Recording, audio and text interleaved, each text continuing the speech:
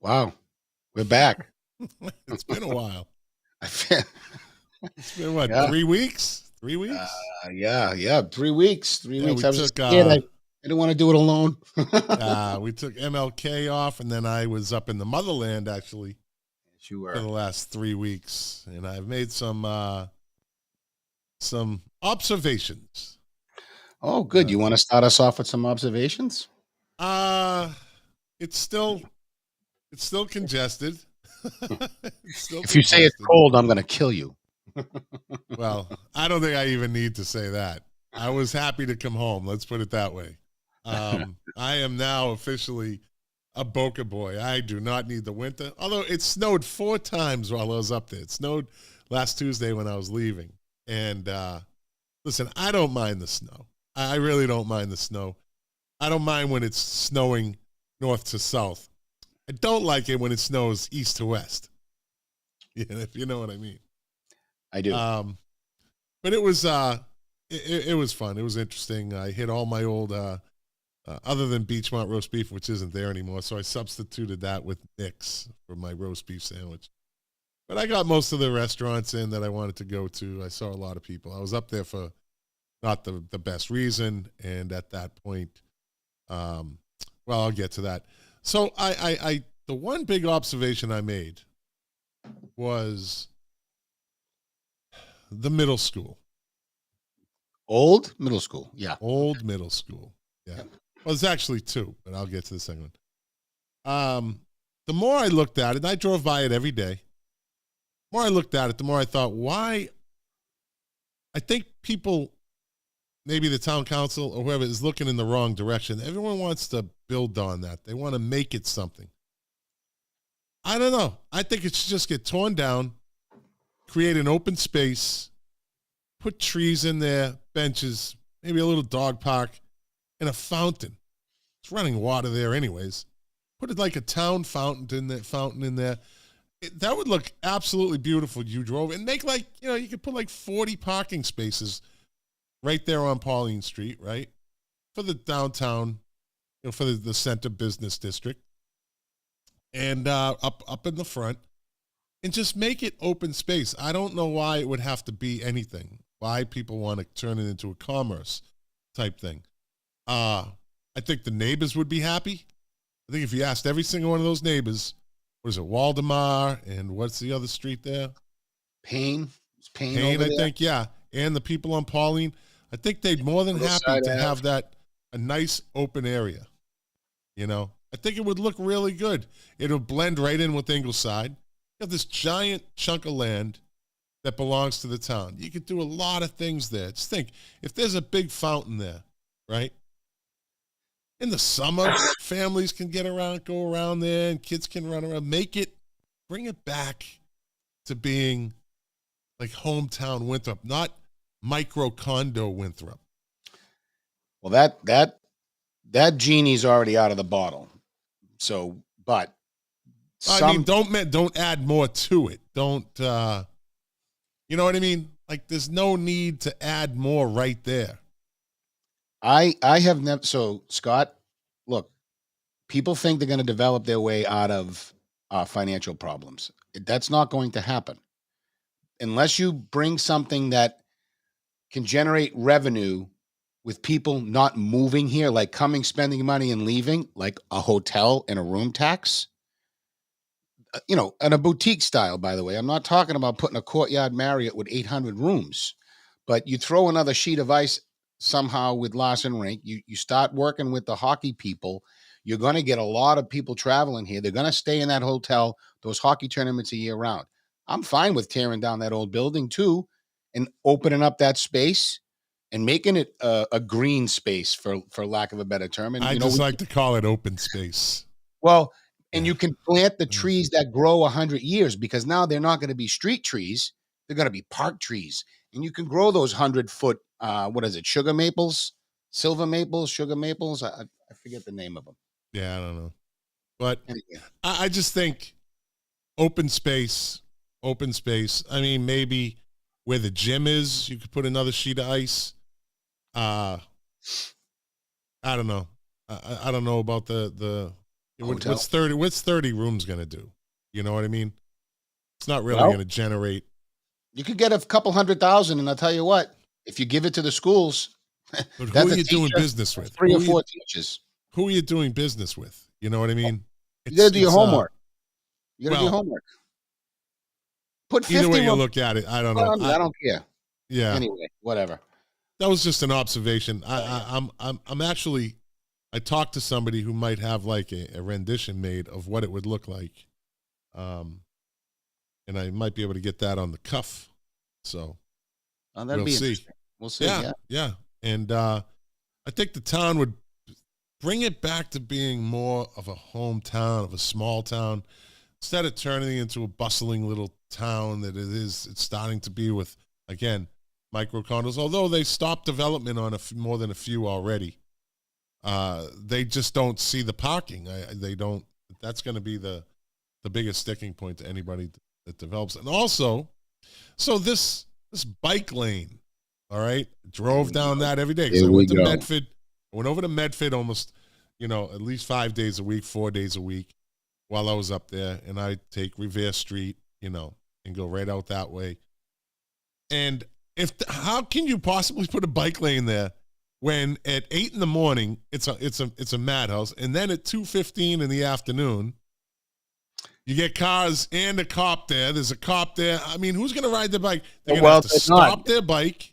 No, they're not going to do it. How's this? You must have missed a part.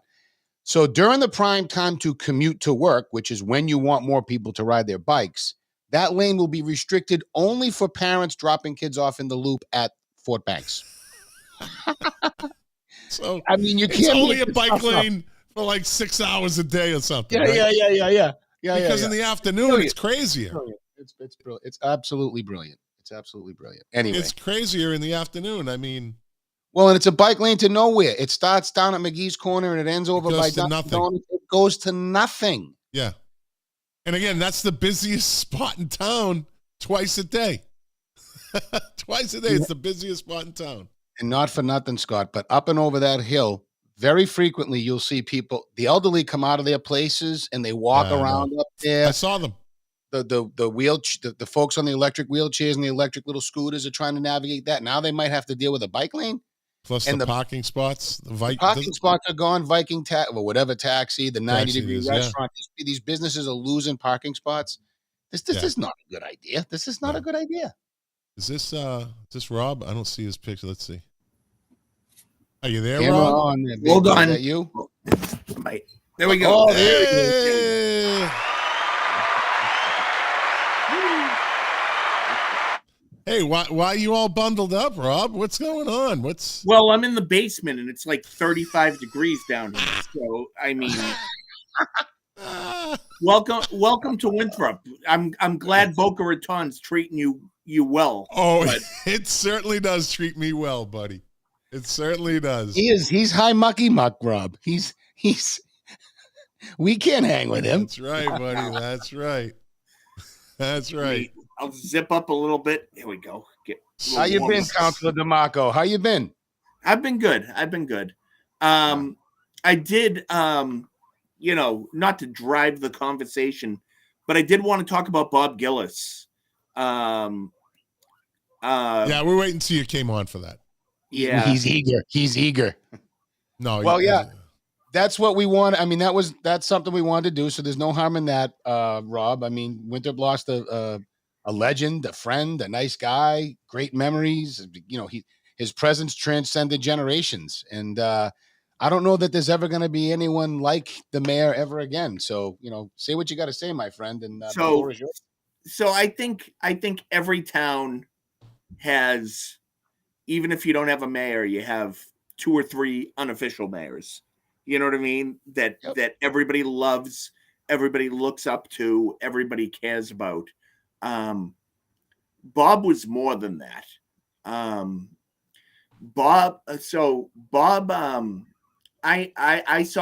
a regular basis, going up to Seal Harbor because my parents moved to Seal Harbor in 2014. And,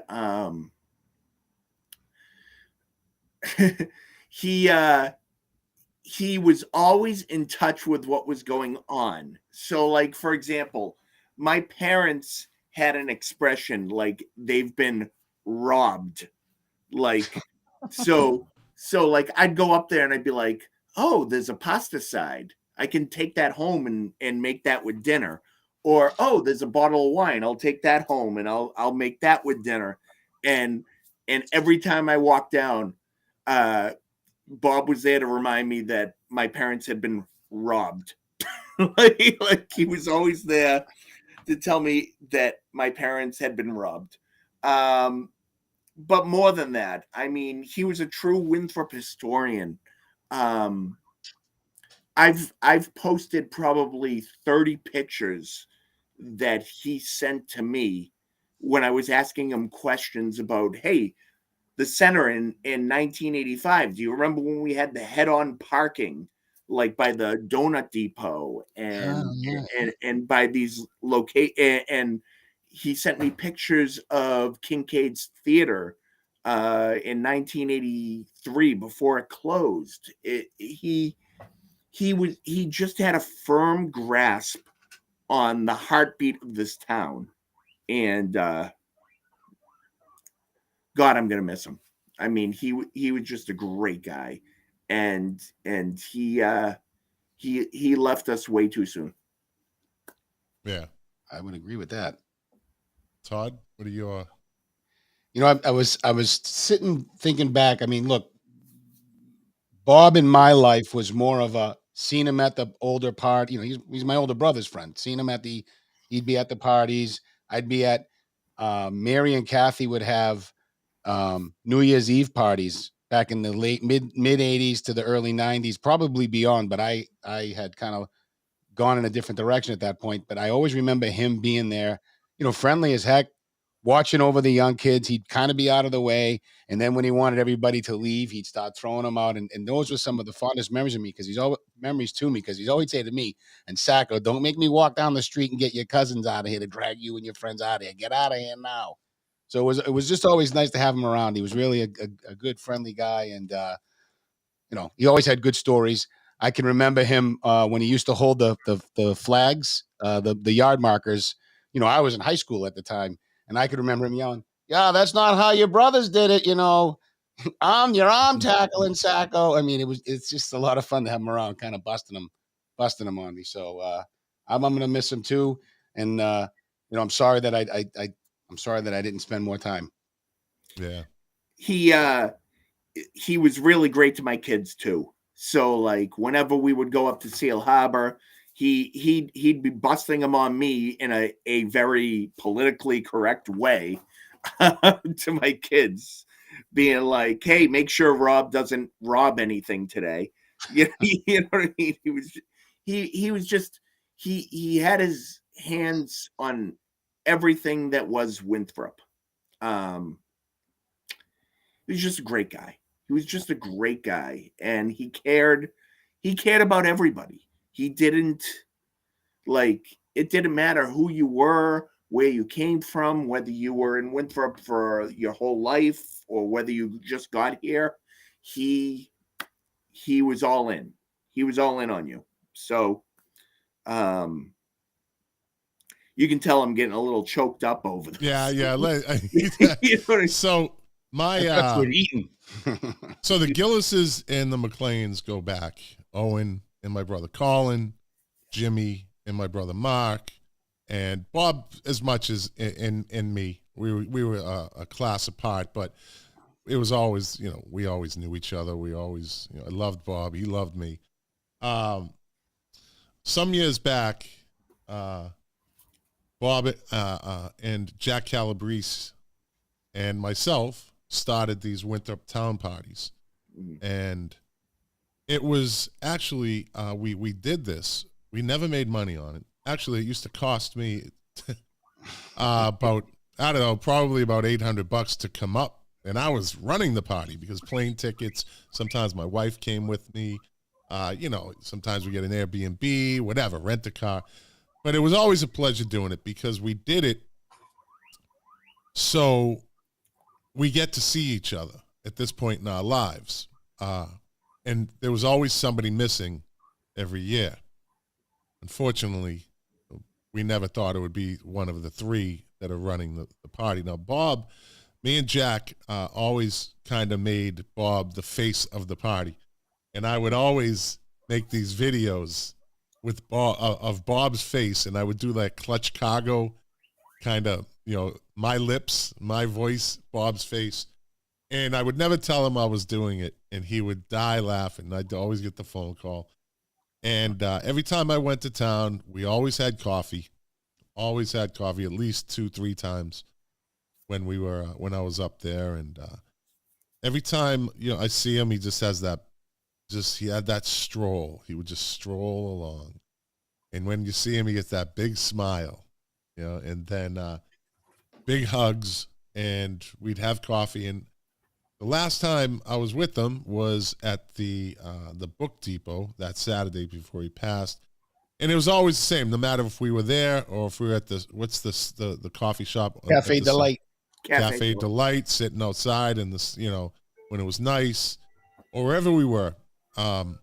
Whoever walked by, Bob had a hello for them in some sort of comment or story to the effect of, hey, I know, it could be a younger kid. He goes, I know your father.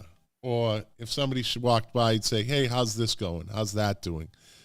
He just had his finger on the pulse. Went there very quietly. He did this very quietly.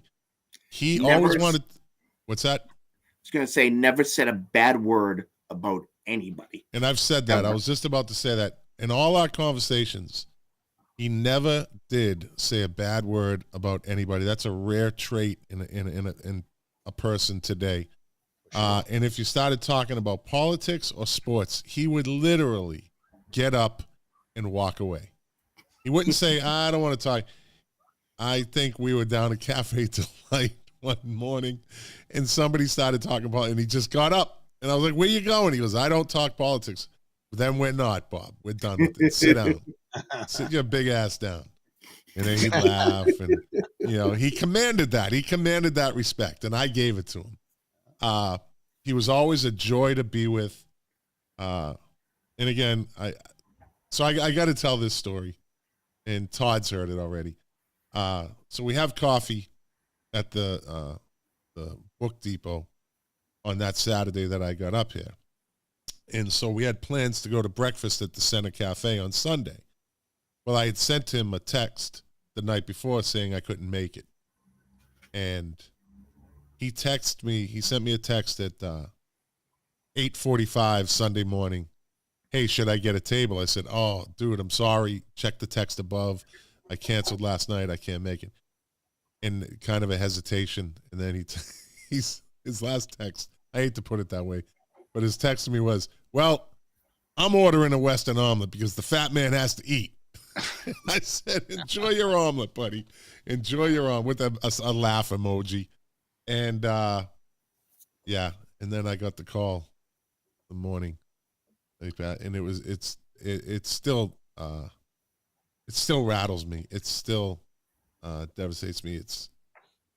I'm still in shock over it. I just don't, everyone deals with things differently. And, it was so sudden, Scott. Yeah, well, certainly was. It was, but everybody, there was people asking, are you guys going to still have the town parties? And said it just wouldn't be the same without Bob. He wanted to be at the front, giving the tickets, greeting everybody. He'd tell me, you just go be the host. You and Jack be the host. That's what you're good at. I'll take care of this. All right, big man, you got it. And we would roam the party, and Bob would, So I guess there's plans maybe that there's going to be a birthday party for him in June, and Jack and I will kind of, I guess we're going to be involved in it. But I came up with the idea. I think instead of the town party, we should have the Bob party, and just dedicate it to Bob whenever we have it. It could be every year, every 2 years, but the town party is not going to be called the Bob party. He was a big part of that. He was a big part of helping getting it done. And it's never an easy undertaking throwing those parties. People can show up, but they have no idea. You know, Bob was the boots on the ground. I'm in Florida, Jackson, New Hampshire, and Bob was the boots on the ground for that party. And he was the one that would rally people. Like, you know. I remember being up at my parents' house, and my parents, it would be a random Wednesday night or a Wednesday afternoon, and it'd be like, hey, I made a trough of American chop suey. You take half and give half to Bob. And I go downstairs and give Bob half the American chop suey. Yeah. And he'd devour it. He's just a gentle giant. It's what he was. He was a gentle giant. And he loved history. Yeah. He loved history. The golf ball in Winthrop, like the building, like, you know, what's funny is you want to talk about somebody who loved his job. He had so many pictures on his Facebook page of Seal Harbor 1 and 3 being built. Yeah. Yeah. And he ended up working in that building for years and years. And he really loved what he did. He sent me a picture. My brothers and I grew up on Locust Way. And he sent me a picture when there was a train that would come by there in the arm. There would be a guy manning the arm. Oh, yeah. And my house isn't even there yet. No. Like, the house I grew up in isn't even there yet. And the house that is in there wasn't there. It all got reconfigured after that. I guess it was like 3 lots or whatever. And I was like, he goes, does this look familiar? He said that. I was like, holy shit, I grew up there. That's Locust Way.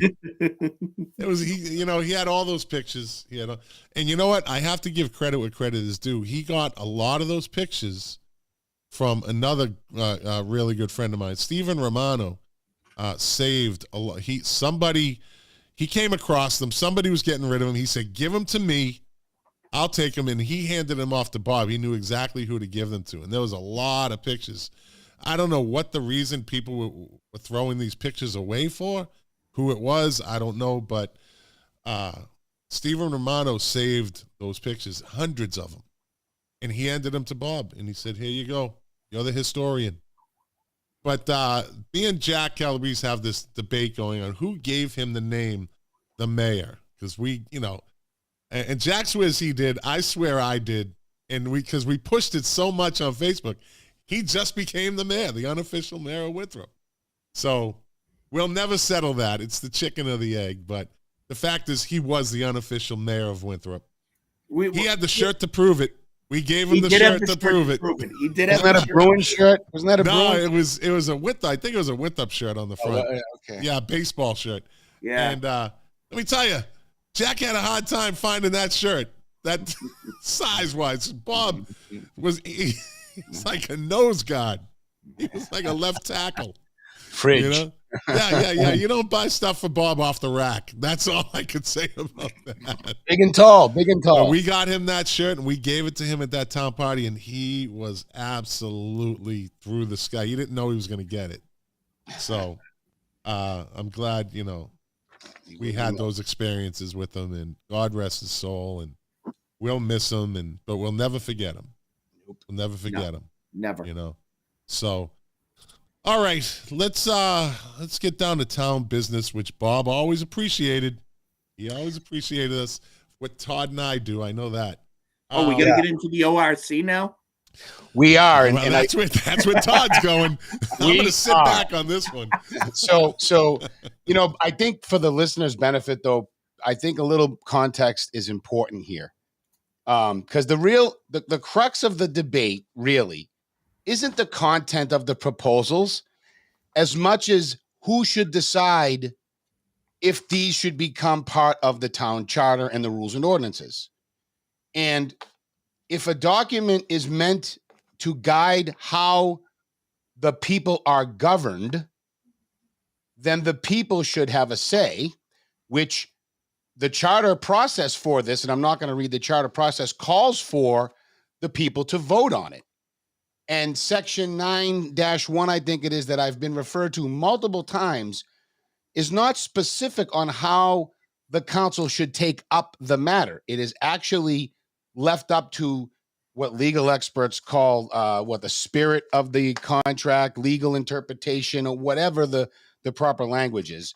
But the bottom line is, if you apply just some basic American governance principles of, for, and by the people, and by the way, if you listened to some of the arguments against on Tuesday night for the things they argued against, one of the main things you'll hear would have heard, and I would have had clips here, but WCAT hasn't uploaded the video yet.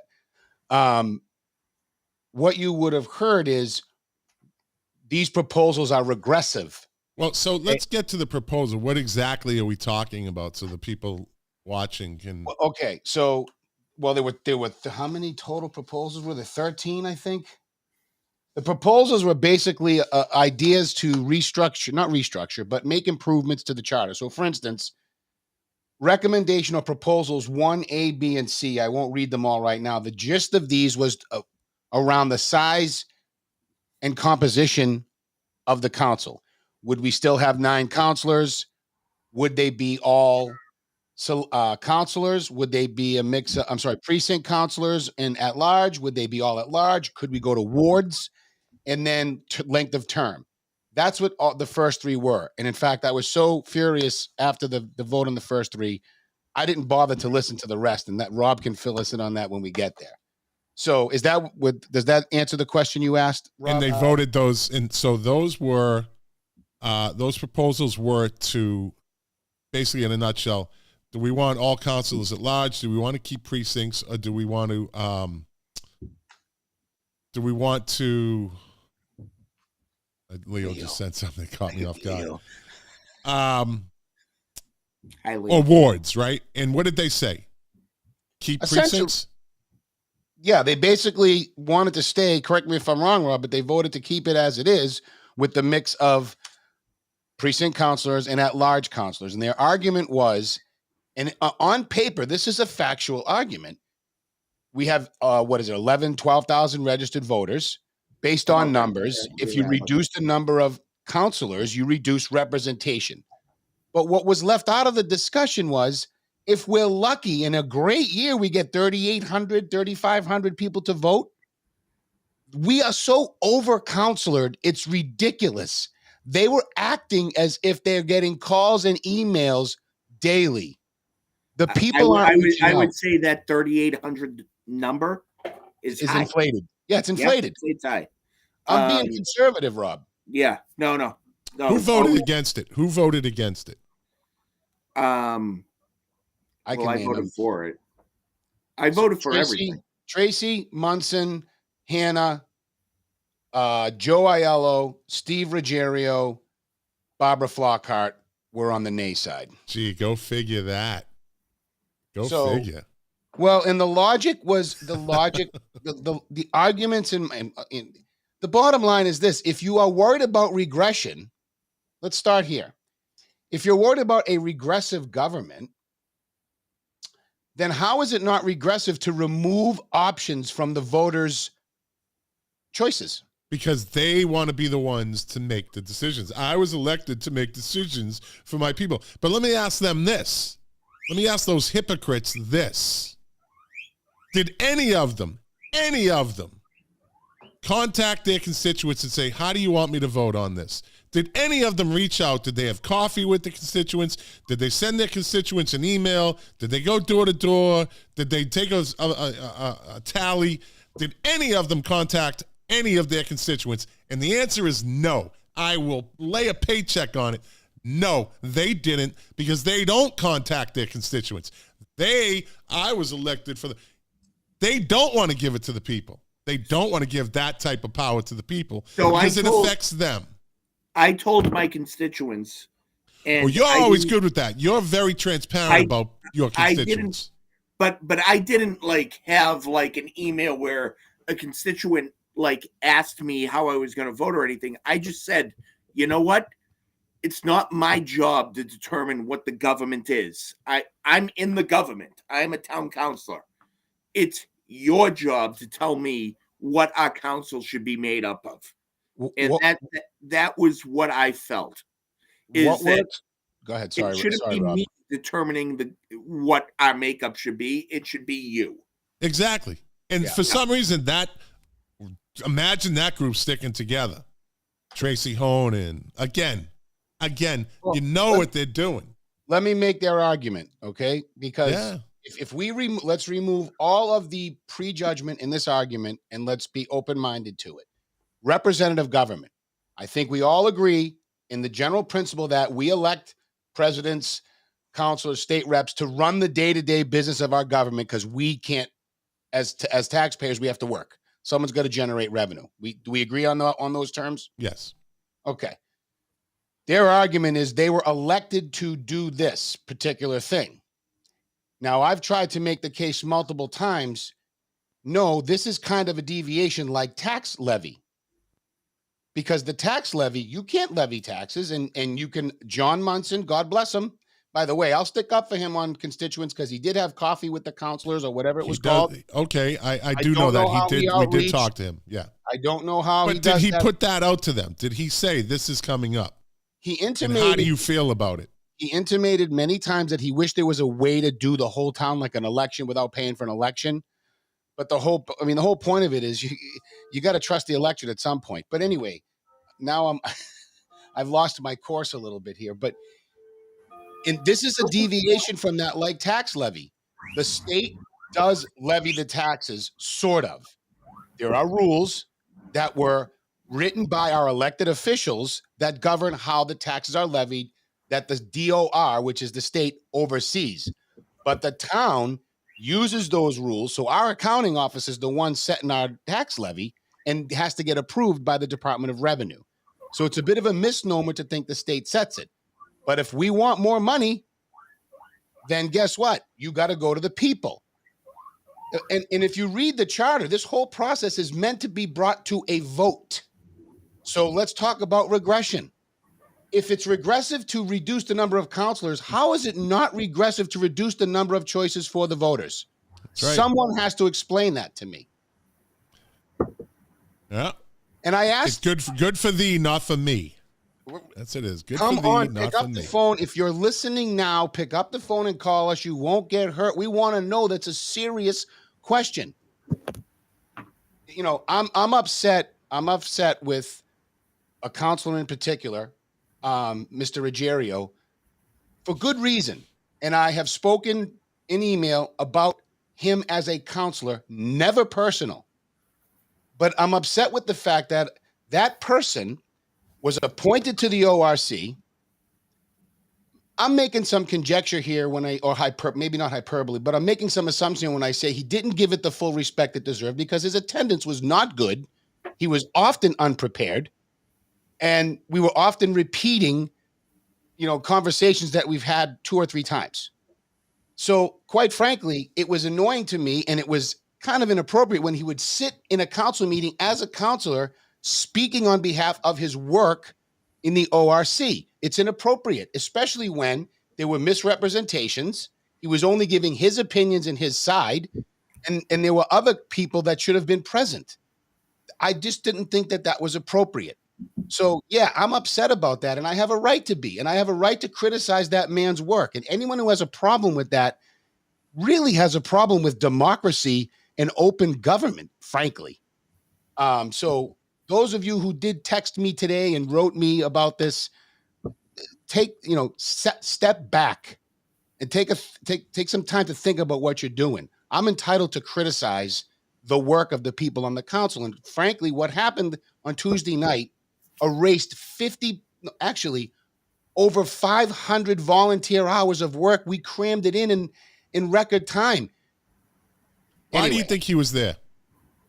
Why do you think he was part of that? If he showed a non-interest, now this is just my police mind looking at the situation. He just wanted to know what was going on the inside. He had no intention of doing anything that was going to benefit or hurt his fellow town councilmen. That would put them in jeopardy. I don't think it's that, Scott. I mean, he's ambitious. I mean, he's the vice president. I'm pretty sure he wants to be a town council president. It doesn't mean anything. I think he wants to keep growing in the political world. I think Well, he let's has just think, aspirations beyond Winthrop. let's Which is well, fine. maybe, just maybe, his record might come up when he goes for re-election, and maybe he's the next Phil. Who knows?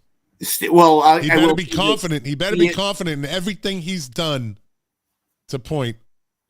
I was gonna say, I'm never gonna criticize. No, a as you fellow shouldn't. counselor. As you shouldn't. As Yeah. you shouldn't. But You're not Steve here for is that. up for re-election this year. Yeah. Yeah. So, Well, I hope he thinks his record is strong enough, because we're going to tear it apart. I know I you can tell you guys that will. right now. I know you guys. Well, I mean, I want to try to be fair here, though. Honestly, I do. Like, So you tried to be fair when He when he would show up to these meetings without being prepared and just sit there and make you repeat. So I know what you're talking about. He can have another chance here, right? Like, When are you going to do another ORC? another what?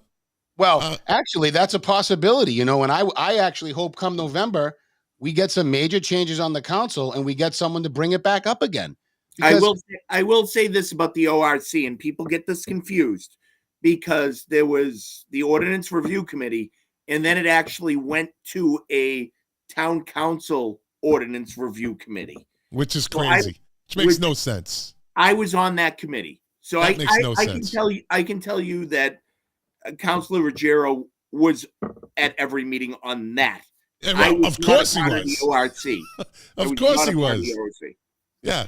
Of course he's going to be there, because he's the one that's going to filter it out. He's part of the second filter. In the end, I can have this opinion about him all I want, and I think it's fair. He's the guy. Like, if you work in a corporate office, and I talked to you about this earlier, Rob. If you've ever worked in like corporate America, there's always that guy. I was in sales. There was always a sales guy. He wasn't the best salesman, but he was part of all the diversity committees, the veterans committees, the improved sales calls committees. And they bring they have a big giant resume, but there's nothing in it. In my opinion, and I'm sorry, showing up isn't enough. No, not on something like that. Showing up isn't enough. And actually, by the way, just for the people listening to know, and this is Joe Aiello, right? It's Joe Aiello. No, Stephen Ruggiero. Stephen Ruggiero, I mean, yeah. The three proposals were voted 6 in ORC, 6-3. They won 7-2 and 7-2. So if you're someone who wants to go along to get along and be gracious, you got your butt kicked. Let the people decide. Those are overwhelming victories, and that's representative of what the people might think. So let them have a shot at it if we want to talk about democracy. And in fairness, Todd, we also have to say that they have to go to the state first. Yeah. To get even on the ballot. The state has to say, okay, this is good. We can put this on the ballot. And they didn't even get that far. Yeah. So they made the argument that it's representative government. And I want to kind of touch on that again, because representative government requires that the people know, at least to some degree, what the people are voting on for their behalf. In other words, that's what I mean. Yeah. This is new stuff that the people never had a chance to see. So effectively, again, to go back to how they took their votes, they removed options that people never even knew existed. Yeah. That is so utterly arrogant, in my opinion. And Hannah Belcher, I love her, I do.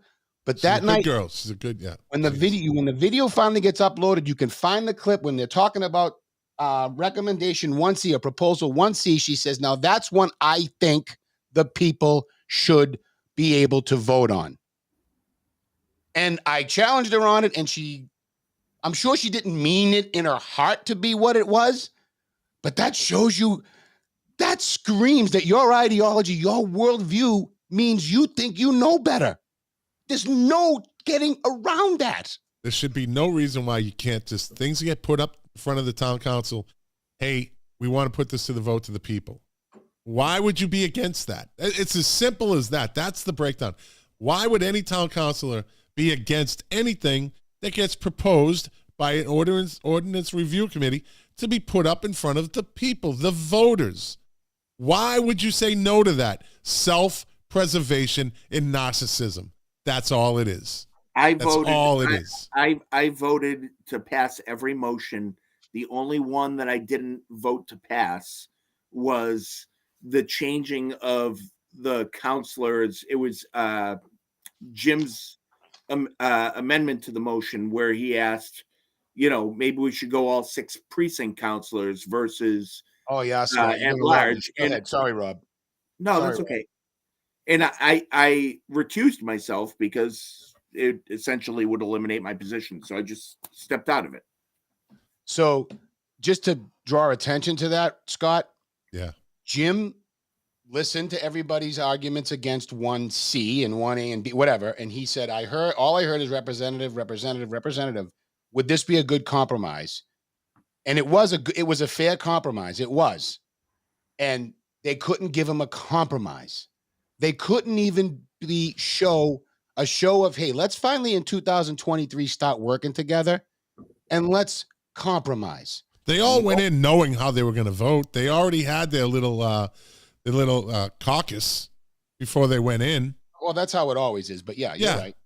You're right. They knew exactly, and it was all fed back to them after each meeting. It was fed back to them what was going on. If you listened to them debate and deliberate the question, all of the no voters said, I don't like this. If we do that, it won't be good for the town. These were their opinions that they have heaved upon Winthrop now. And they don't see that. And I don't know that I can't say they're malicious in doing it. I think it's actually oblivion, naivete, and saying, hey, I've got degrees from these great schools. I know better. Maybe it's subconscious. I don't know. I don't know how you explain that.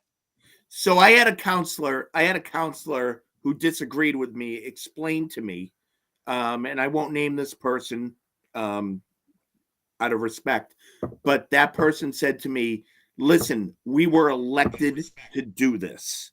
Okay. My position was, we need to give this to the voters. We need to do whatever we can to get this to the voters.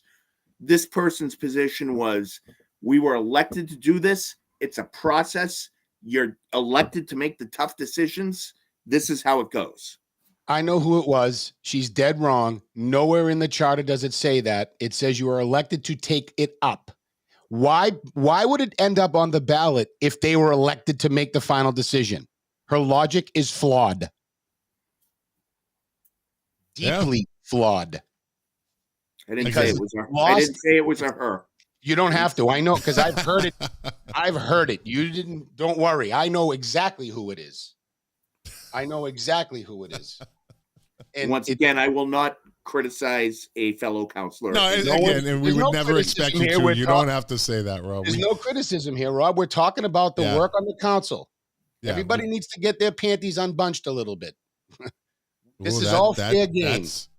That's going to get you in trouble. That's sexist and misogynistic and patriarchal and anti-liberal and let's all do it. Stressor. That's not politically correct, Todd. Listen to the sound of your breath coming in and going out. Oh, my gosh. There we go. Starting to sound like Glenda, the witch. The nice witch of the north or whatever she's from. All right, unclench your butt cheeks, will you? Yeah. All right, so what else did they vote no on? Well, no. Let's talk about what they voted yes on, Scott. Okay, yeah. The biggest issue in the beginning was the recall language. Now, I had said to John Munson and I met, I had said to him, and I think with Ruggiero a couple of times, I had mentioned, hey, look, we don't need the recall if we're not going to go 4 years for the president. So if you're not going to give the president a 4-year term, don't waste your time on the recall. And all they did was gripe about the recall in the beginning, and they ended up passing it. But they didn't give, so I'm assuming they did not give the town council president a 4-year term. No. So what was their reason for that? We're not so Stephen Ruggiero's argument was we're not a mayoral town. He thought that too much power. What does that have to do with anything? I'm not sure. Joe Aiello, I think, was no. I think he was a no because he just said it works. A lot of it in the end, as I'm thinking about who voted and what people said, their basic premise was it's not broken. let me just run through a couple of quick things that I would argue very differently. Yeah. 80+% uncontested races. Is that success?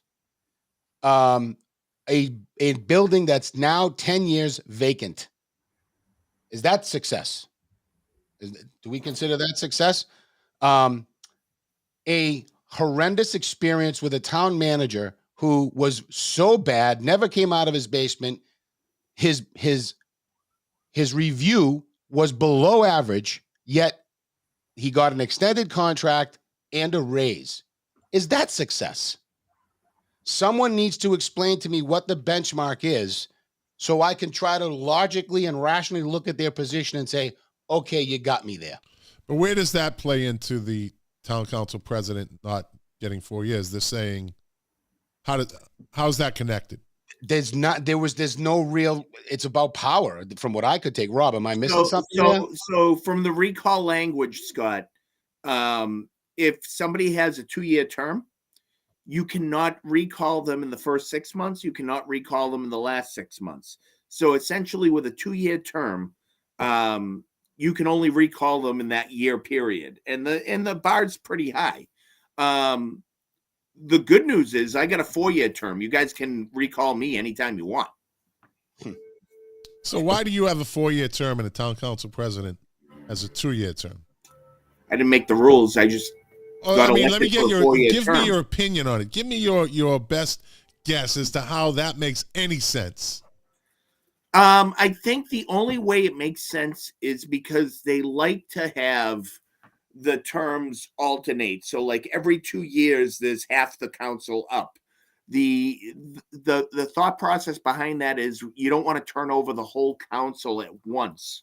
So if you go to all 2-year terms, the thought process is, well, you could lose an entire council, have everybody starting from scratch, and the what's it called? Well, if a counselor is doing their job and doing it correctly and doing it well, they shouldn't have to worry about that, should they? No, isn't that the basis of a politician? I disagree with you on that, Scott, in that the learning curve is high. I mean, I can tell you right now, I'm still learning, and I've been on here for 3 or 4 years now. But let's stop there for one. Can we stop there for 1 second, though, Rob? Go ahead. Tom. Not everybody running is going to be a rookie, so that learning curve is not going to be the issue you think it is. Number one, but go ahead. No, I was just saying. Yeah, I'm sorry. Let me jump in. The odds of a whole council being wiped out, very slim. No, very, very, very. Let me say it one more time. Very slim.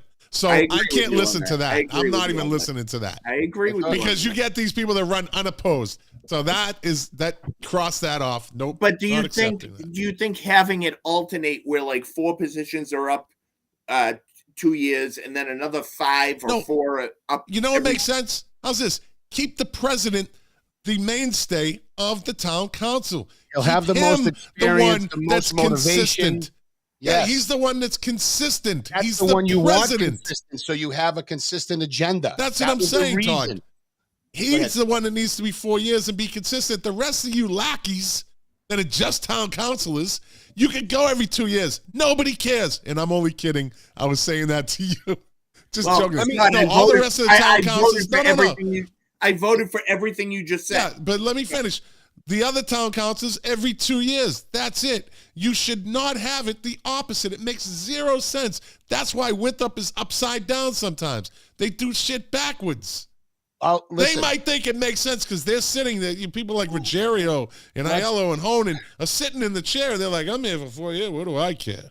Well, some of them want to get out of it already. Don't bash my boys, Scott. Don't bash my boys. So let's take it. You're talking to the wrong host to say that, buddy. Let's take the focus out 60,000 feet here for a minute, okay? The reason we were on the ORC took this issue up is because we realized we have a problem in our town council's effectiveness. It's ineffective. It's sometimes effective, a lot of times negatively effective, and I can make very cogent arguments about the number of lawsuits we've lost, the condition of our capital assets, the kind of contracts we've negotiated out of pressure. I could make very cogent arguments that we have lacked leadership for decades, but that's a whole other story. part of what we were trying to do was increase competition. We were trying to attract more people. In all that large scenario, yeah. Is there a shot that Emerson Road technically could be running Winthrop? The six councilors would all live on Emerson Road. Of course that's possible. Is it likely? No. And this idea that we don't care about the point. They have different problems. They've always had that stepchild mentality down there. Yeah, no, the airport affects me too. I'm over here on Court Road. The airport affects me. The trucks drive through our area. I mean, no. So you're actually mentioning something that I brought up at the town council meeting. Is I said, what are we talking about representation? Because the town's 1.5 to 2 square miles. Do we need 6 precincts in that area? And of course, the argument against me was it's not the geographical distance, it's the population or whatever. But I did also say that I think the point has some unique problems. But I mean, every area does. Yeah, but I mean, you could combine 2 and 5. You could combine 4 and 6 very easily. Yep. We needed to address the biggest issue, and that has been kicked down the road. Okay, the town council makeup is the biggest problem we have, and everybody that voted against it, just for some reason doesn't see that. And I'm legitimately curious as to what they're not seeing. What they're saying makes this work. I'm legitimately curious to understand why they think this current form of government in its current makeup is working. How many of them, if they run again, will run most likely unopposed? Precinct 2, no. Tracy Honen's seat will likely run unopposed. Unless, of course, our side of the aisle puts someone up. But if it's another Tracy Honan, they're not going to put someone against her. We'll get someone. We'll get someone. And the other thing I want to go back to, just to they were saying, you said it too, Rob. So I'm going to ask you this question. You said you're still learning and a year is not enough, right? Yeah. And if I can buy that for a second, let's play along. So okay. if that's the case, why the hell would Munson and Belcher and frankly Aiello bother voting on such an important issue as the ORC? Because all they said was, we don't know what we're doing, but you know enough what you're doing that you're going to decide for the town of Winthrop that the president shouldn't have 4 years versus. Please answer that question for me. Exactly. So unless you're told how to vote. You know what my answer is going to be to that. I can't speak for the other councilors. There's only one answer to that, Rob. It's all ideological. It's all. You're told how to vote. They were told how to vote. Absolutely.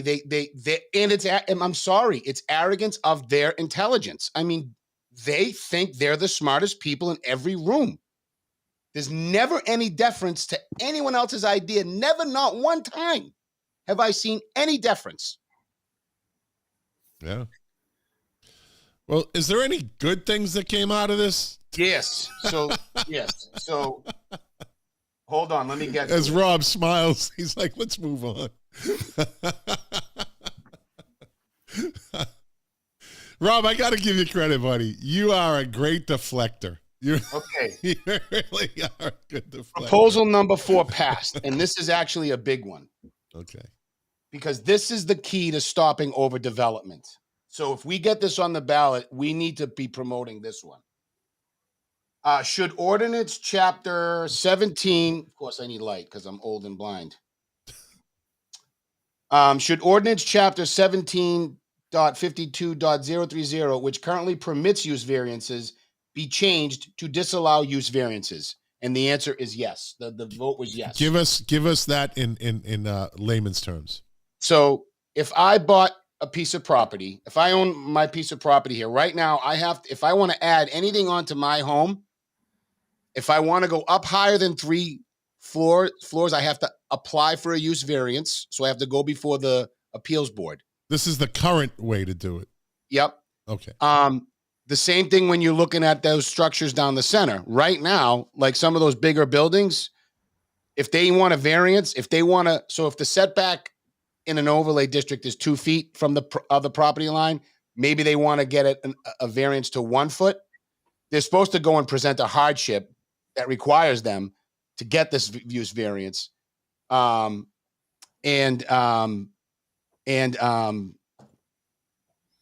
They'd go before the zoning right now. This I would like to point variance, out Malaz's comment. He's right. It doesn't go on the ballot. It doesn't go. We don't get to vote on that. That just happens, I believe. I believe he's correct. So the good news is this will go before a planning board. It'll be a much bigger process. So these developers that are coming in and building all these micro condos, it's gonna be a bit. But once that happens, we've got more control in stopping that. It's not going to be up to 3 people on a zoning. That's what I wanted to hear. That's the basics. That's a really good one. That's a huge one. So that was good of them, and smart of them. Then everything else, they've okayed recall language pretty much as written, is my understanding. Correct. They voted for charter to be binding in a conflict between the charter and the council rules. Board of Library Trustees be amended to mirror the vacancy process for the town. Oh, what about the one to have the school committee also vote for their own replacements to follow the same process? Great one. I think that one passed too. So right now, while Rob's thinking, school committee right now, if they have a vacancy, if someone quits, if the seat opens up for any reason, the school committee and the town council vote to replace the school committees. However, on the council side of things, it doesn't work that way. So my thought process was, well, then the school committee should be picking their own people too. They don't. It wasn't unanimous, Todd. I'm trying to think. But of it the passed. vote. It passed, right? I think it did. I think it doesn't have to be unanimous. Well, I don't know then. No, I think it had to be 6 votes, not. Oh, so it wasn't a super majority then. No, I don't know. Shoot. Oh, that'll be a shame. I got to look at that one. I'm not sure. If you're confused, Scott, the reason to separate the two is it becomes political when you add in the council. I didn't understand why the council was filling that spot to begin with. That happened at the last election, right? Because the council president sits. I think it's because the council president sits on. And I agree. That nexus should have nothing to do with one. They should be completely separate. Shouldn't be because the town council president sits on the school committee that all of a sudden it bleeds back over to the town council. It's a different position. It's a different organization, so to speak. Well, I mean, the town council president has a vote. The town council president has a vote, so the town council's represented. Exactly. Yeah. So he exactly. Good point, Rob. Good point. He can sit in that meeting and vote for the school committee member. But the town council should have nothing to do with the school committee vacant spot. Let the school committee handle their own business. You guys what is hear, that noise? Do you have a video game, Rob? Do you have? No. Those are my daughter's guinea pigs screaming at me in the corner. I've been hearing it for the last 59 minutes. I'm like, 50 since you've been on. I'm like, what is that noise? I have to bring Ella, up. Come feed the guinea pigs. It sounded like Star Wars. Rob. Recommendation number 10. This is gonna blow your mind. So, under the current charter rules, a capital improvement program budget can be submitted to the council up to 120 days before the start of each fiscal year. But the actual budget comes when? Much sooner than that. So in other words, with 120 days left to go in the budgeting cycle, the town council can be forced to take up a capital improvement program budget request. It makes absolutely no sense. It's a kind of a broken system. So we put forward language to just line them up so that when the budget comes out, the council can take up the whole budget at once. Capital improvement, schools. What's the line? I don't know, but I believe that vote failed, correct? And it failed. Yeah. This is what I mean by when we elected people who didn't know jack doody do about the budget, these are the results that you get. There is no, you put the council and the budget in an uncompromising position should you have to adjust the budget with 120 days to go to take up an emergency capital program. If an emergency happens, what if the police chief comes to you with 120 days left and says, somebody lit all of our cruisers on fire. We need 5 cruisers. You got trouble. Yeah. It was very, very bizarre. Again, I'd love for someone from that side to come on here and say, can you please provide some logic? The people of Winthrop deserve to know this stuff. And by the way, I want to underscore, the people of Winthrop are not going to see the most important parts of this. They'll never know that they had a chance to change their government because of 6 people on that council. Can I tell you something? Can you put it on the Facebook group? Can you put it on? I have it electronically. Yeah. Yeah. Todd, let's put it you out know there. Who you should have on the show? Honestly, Who's that? Joe Aiello. Okay, because he comes from a different thought perspective. He's very articulate. He's bright. He comes from a completely different point of view. And I know. I see you doing this. But no. Listen, Rob, I'm with you. Yeah, if he would want to come on the show, and once again, we've proven time and time again that anybody that comes on this show gets treated with respect. They don't get sabotaged. They don't get, there's no sneak attack on them. There's no yelling and screaming at each other. We always treat people that come on, whether we agree or don't agree with them, with respect. So if he's willing to come on and talk to us, I think he's going to get treated with nothing but respect. He would bring stuff from a different perspective from us. Okay, Rob. But he would bring it. You know what I mean? And I think he would be respectful. I do. Let me ask you a question. Okay. Yeah. How can I, in good conscience, give that man any credibility when he was on the executive side of the MBTA, the most corrupt organization in the state of Massachusetts? No, I'm sorry, dude. I'm saying, Todd, and this is I'm not bucking you on this by no means, my friend. I am not bucking you, but it's the same thing as saying, well, Jim Lettieri is on the town council and he's also on the school committee. There's 2 different entities. It's 2 different things. What he did with the T, whether you like it or not, whatever it worked or didn't work, really shouldn't be anything that has to do with him coming on this show and talking about Winthrop. I just don't think he has credibility. He can come on, but I don't think he's credible. He's not going to come on now. You just shot that down. No, he's got the chance to prove me wrong. No, he's not. You just told him he's not credible. Now we've beat him up a couple times, but you can be part of a crap system at the state house or a state entity and still love your town and want to do what's best for your town. It's like for example, I'm never going to be a state senator. I'm never going to, you know what I mean? It's like, I'm all Winthrop. Like, that's all I care about. You know what I mean? And maybe that's there for him. You know what I mean? Maybe, I'm not going to, I can't even judge his job on the MBTA because I'm not educated enough on his job. Back in 1994, I worked for Nextel. The MBTA was one of my accounts. The corruption, the phones that were being given to family members. I mean, the Nextel phones that were being run through the MBTA, just that was in the hundreds of thousands of dollars a year.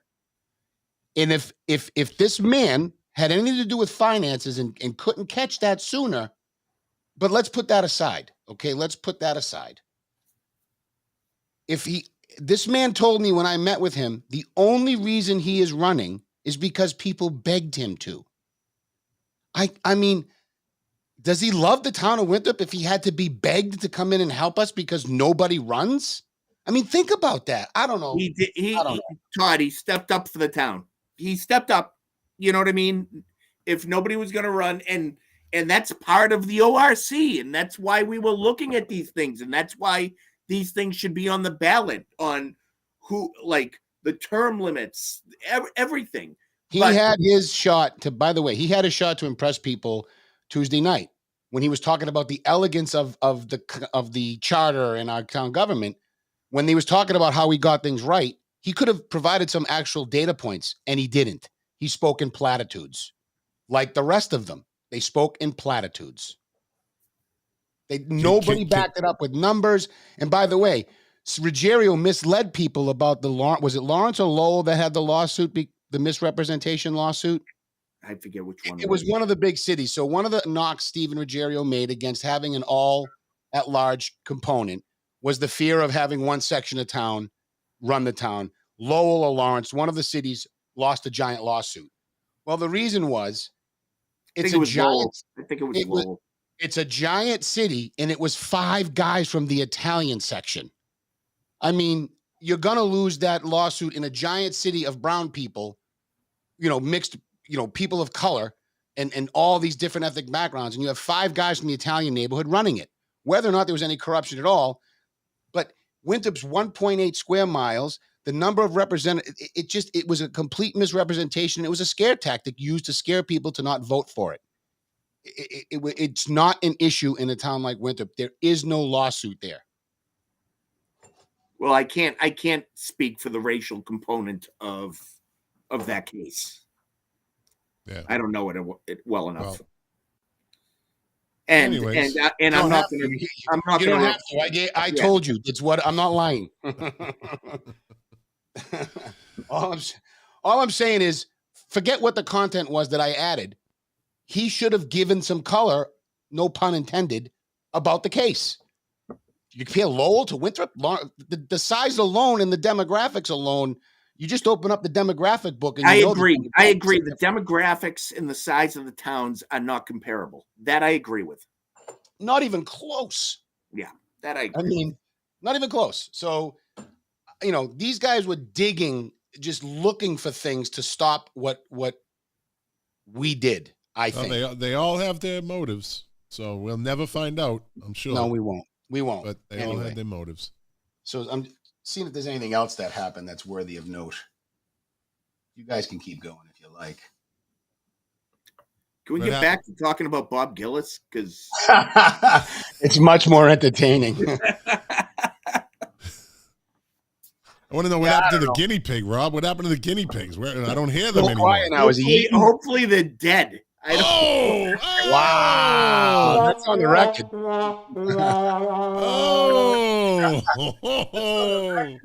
So I don't know. So right now,